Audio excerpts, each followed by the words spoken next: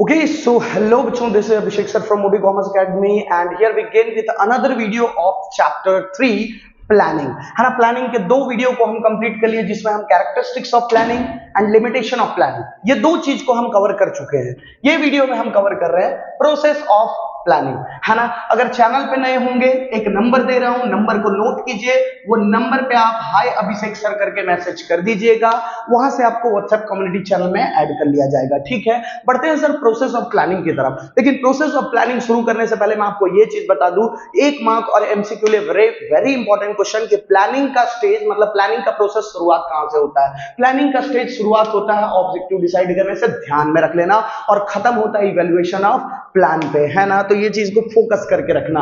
चलिए आते हैं यहाँ पे वीडियो पे। लाइक का टारगेट 50 लाइक है तो ध्यान देना ये चीज को, ठीक है। चलिए determination of objective. Determination of objective क्या होता है सर? अगर मान लो मैं किसी भी चीज के लिए प्लान बना रहा हूं, है ना, अगर मैं प्लान बनाने ही बैठता हूं ना तो मेरे दिमाग में कोई ना कोई ऑब्जेक्टिव रहता है, कोई ना कोई गोल अचीवमेंट का मेरे दिमाग में कुछ ऐसा चलता रहता है कि मेरे को ये गोल अचीव करना है, तभी मैं प्लान बनाता हूं। तो प्लानिंग का जो सबसे पहला प्रोसेस है ना वो है कि भाई गोल डिसाइड करो। ठीक है, गोल डिसाइड करो, डिटर्मिनेशन ऑफ ऑब्जेक्टिव।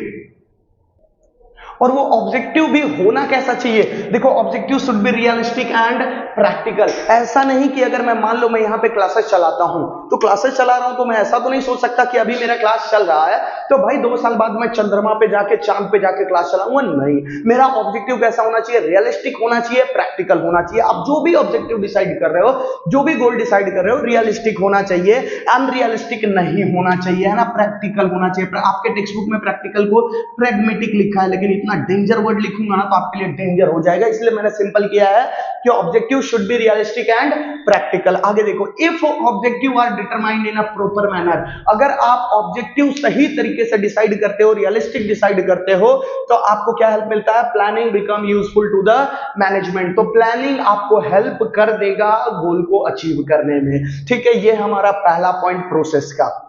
बढ़ते हैं दूसरे पॉइंट की तरफ। अगर सर मैं किसी भी रिगार्डिंग प्लानिंग बना रहा हूं तो प्लानिंग का पहला स्टेप हमने क्या डिसाइड किया कि भाई ऑब्जेक्टिव पता करो कि तुमको चाहिए क्या, है ना। उसके बाद developing planning premises. Planning premises क्या होता है सर? डेंजरस वर्ड लगता है सुनने में लेकिन आसान है। प्लानिंग प्रीमाइसेस का मतलब होता है फ्यूचर में जो भी संभावना हो सकता है, जो भी पॉसिबिलिटी हो सकते हैं, उसको अज्यूम करना, उसको फोरकास्ट करना। जैसे मान लो मैं मोबाइल की कंपनी ओपन कर रहा हूं, तो मैं मोबाइल की कंपनी ओपन कर रहा हूं तो मुझे फ्यूचर फोरकास्ट करना पड़ेगा कि भाई क्या क्या ग्रोथ फ्यूचर में देखने को मिल सकता है, क्या डेवलपमेंट देखने को मिल सकता है मोबाइल सेक्टर में, उस अकॉर्डिंग मुझे प्लान बना के चलना पड़ेगा, है ना। क्लैरिफाइंग प्लानिंग प्रीमाइसेस, आपको क्लियर करना पड़ेगा कि प्लानिंग प्रीमाइसेस क्या क्या है। प्लानिंग प्रीमाइसेस देखो, after determining objective clarification of planning premises should be done. जैसे ही आप ऑब्जेक्टिव डिसाइड करके खत्म करते हो उसके बाद आपको क्या करना पड़ता है? प्लानिंग प्रीमाइसेस क्लियर करने पड़ते हैं।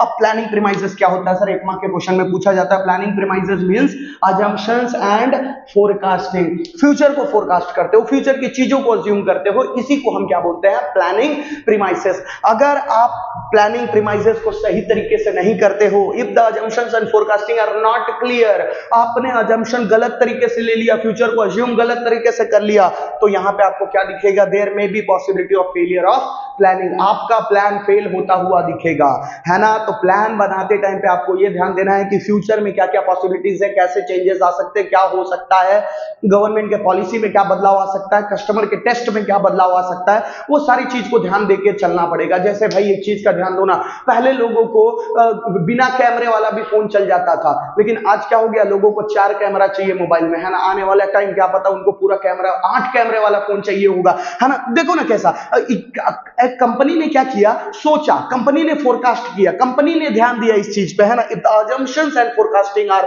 not clear, अगर आप गलत तरीके से अज्यूम करते हो, there is possibility of failure of planning। बढ़ते हैं अगले पॉइंट की तरफ।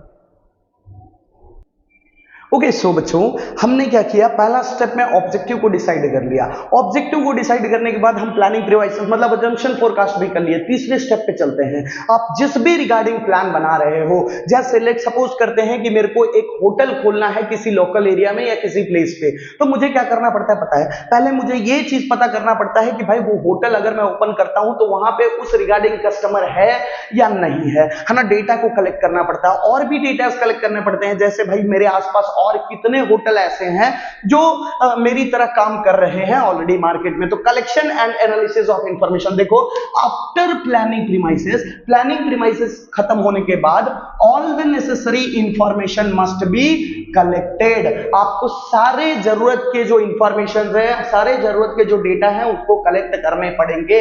और इस चीज का ध्यान रखिएगा कि जो भी डेटा आप कलेक्ट कर रहे हैं must be perfect and precise. Precise का मतलब होता है डिटेल्ड। इनकम्प्लीट डेटा मत उठा लेना, है ना। परफेक्ट डेटा उठाना, है ना। किसी से पूछ लिया बस उसके बेस पे डिसीजन ले लिया, नहीं सर, आप डिटेल में इंफॉर्मेशन कलेक्ट करते हो। And after collection of data it must be classified and analysed carefully. आपको पूरे डेटा को क्लासिफाइड करके एनालाइज करना पड़ेगा, उस पर सोच विचार करना पड़ेगा कि भाई मेरा होटल खोलना सही है या नहीं है, या किस तरीके से मुझे काम करना है। तो इसको बोलते हैं collection and analysis of information. आगे बढ़ेंगे sir, preparation of alternative plan. आप क्या किया, आपने डेटा कलेक्ट कर लिया। डेटा कलेक्ट करने के बाद आप प्लान तैयार करना शुरू करते हो। लेकिन क्या आपको यह चीज लगता है कि कोई भी चीज के रिगार्डिंग जब हम प्लान बनाते हैं तो हमारे दिमाग में एक सिंगल प्लान रहता है? नहीं, अल्टरनेटिव प्लान्स होते हैं। जैसे मान लो मैं अपने क्लास में टॉप करना चाहता हूं तो मैं अपना स्टडी शेड्यूल बनाता हूं। कुछ लोग होते हैं लेट नाइट का स्टडी शेड्यूल रखता है, कुछ मॉर्निंग का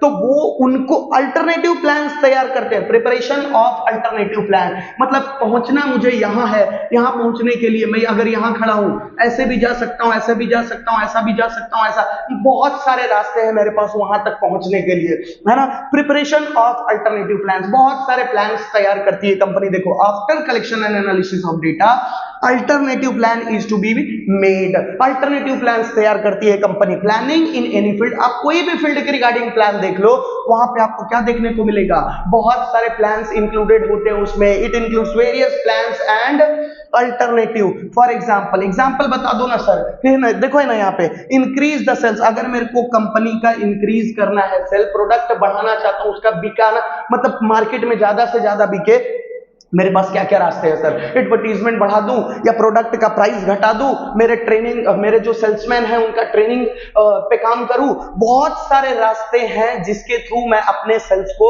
इंक्रीज कर सकता हूं। इसको बोलते हैं अल्टरनेटिव प्लान्स। मेरे पास अल्टरनेटिव प्लान, जो भी प्लान्स होते हैं उसको क्या कर लेता हूं, लिख लेता हूं कि भाई ये भी रास्ते, ये भी रास्ते, ये भी रास्ते, ये सारे रास्तों को मैंने क्या किया, प्लान के तौर पे लिख के रख लेता हूं। इसी को बोलते हैं प्रिपरेशन ऑफ अल्टरनेटिव प्लान्स। बढ़ते हैं अगले पॉइंट की तरफ।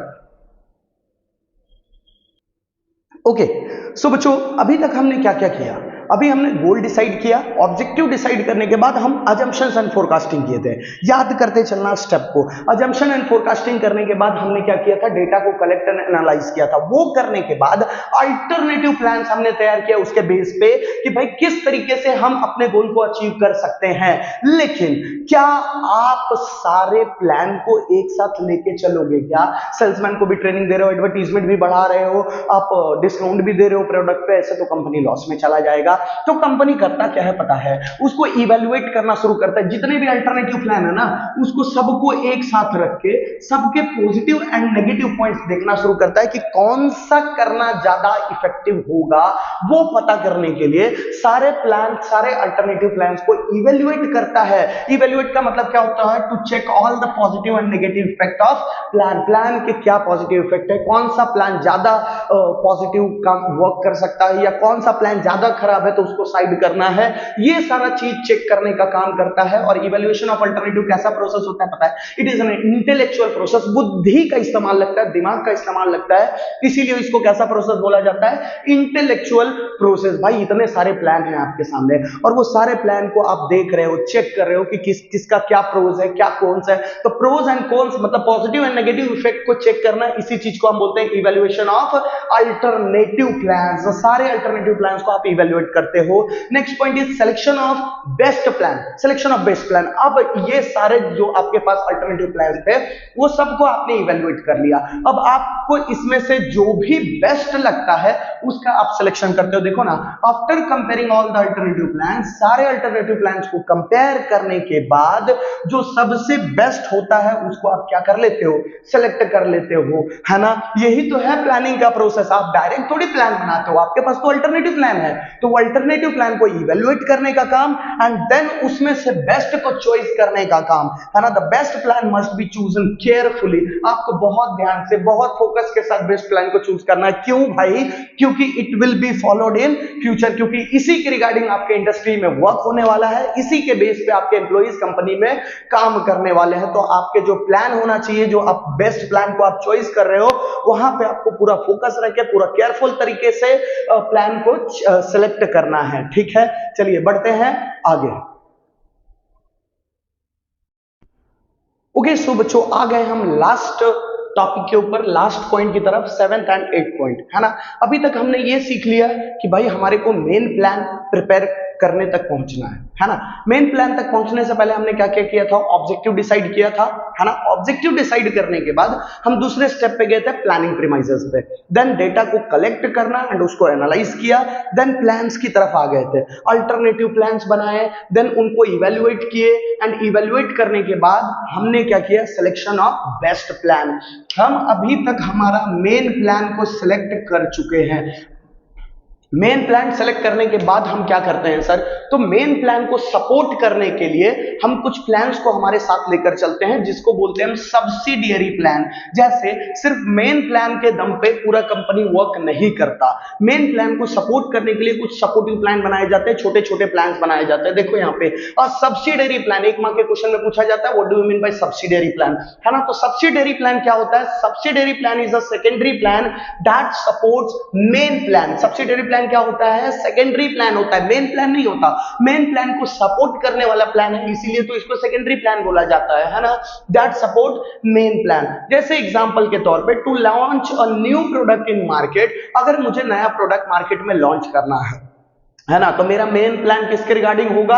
प्रोडक्ट को लॉन्च करने के रिगार्डिंग। लेकिन इस प्लान के साथ हम बहुत सारे वेरियस सब्सिडियरी प्लान्स और तैयार करते हैं, जो कि वो मेन प्लान को सपोर्ट कर सके। जैसे प्रोडक्शन प्लान, कितना प्रोडक्शन करना है मुझे, मार्केटिंग प्लान, कैसे मुझे मार्केटिंग करना है, कैसे कस्टमर्स तक पहुंचना है ना। फाइनेंस प्लान, पैसे का अरेंजमेंट हमारा कहां से होगा, है ना, कहां से बैंक से लोन लिया जाएगा, कहीं से उधार लिया जाएगा, या कैसे हम पैसों को मैनेज करने वाले, वो सारी चीजों के रिगार्डिंग प्लान बनाते हैं। देखो subsidiary plan must be formulated, formulated नीचे लिख दिया मैंने, prepared.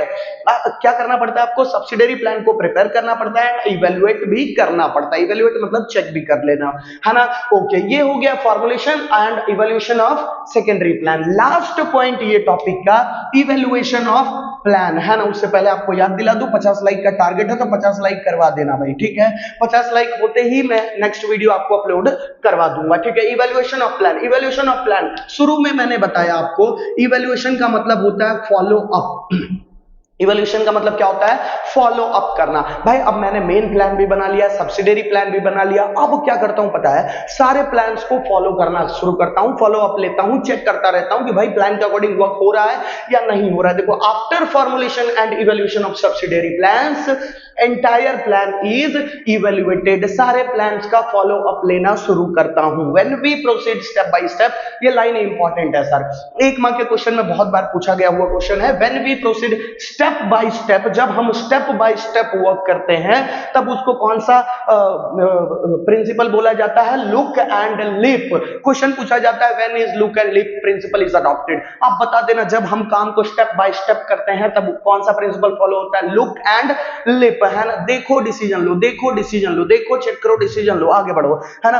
At every stage evaluation is necessary. आप कोई भी स्टेज पे काम कर रहे हैं, एक स्टेज को क्रॉस करके अगर दूसरे स्टेज पे पहुंचे, तो वहां पे आप इवैल्यूएट करो। इवैल्यूएट करने का मतलब होता है चेक करो कि आपने जिस अकॉर्डिंग प्लान बनाया उस अकॉर्डिंग काम हो रहा है या नहीं हो रहा है। अगर नहीं हो रहा है तो उसमें बदलाव लाने का ट्राई करो, है ना। चलिए, ये हो गया हमारा प्लानिंग चैप्टर खत्म, है ना। सॉरी, प्रोसेस ऑफ प्लानिंग का टॉपिक खत्म। अगले वीडियो में मिलेंगे, जिसमें मैं डिस्कस करने वाला हूं टाइप्स ऑफ प्लान, है ना। चलिए मिलेंगे अगले वीडियो में, तब तक के लिए बाय बाय।